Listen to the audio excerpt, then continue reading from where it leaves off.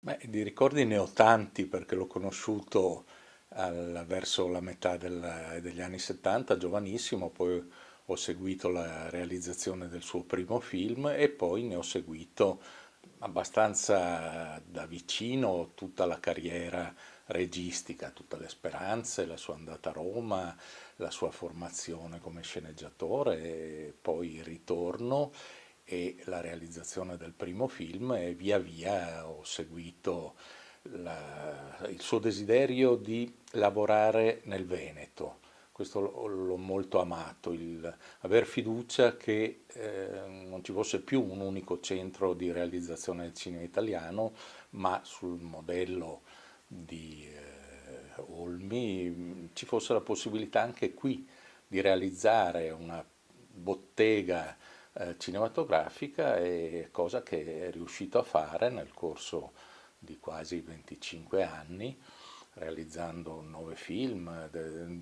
anzi 19 tra film e documentari, alcuni film che segnano la storia del cinema italiano degli ultimi 30 anni. Ne ho un ricordo dal punto di vista umano di una persona timida ma anche dotata di una forza tranquilla, determinata a realizzare quello che voleva, molto attento agli altri, apparentemente privo di un ego, ma anche capace di disseminare in tutti i suoi film dei motivi autobiografici che si possono seguire,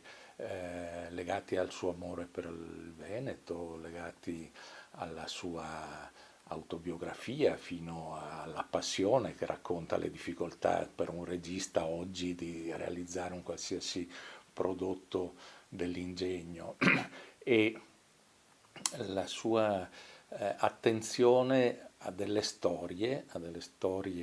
che sono delle avventure di personaggi marginali dentro a un territorio come quello veneto, di cui ha visto il degrado, la perdita del sacro, la perdita di un'anima. I suoi film sono alla ricerca di personaggi che cercano se stessi, sono dei perdenti, sanno che hanno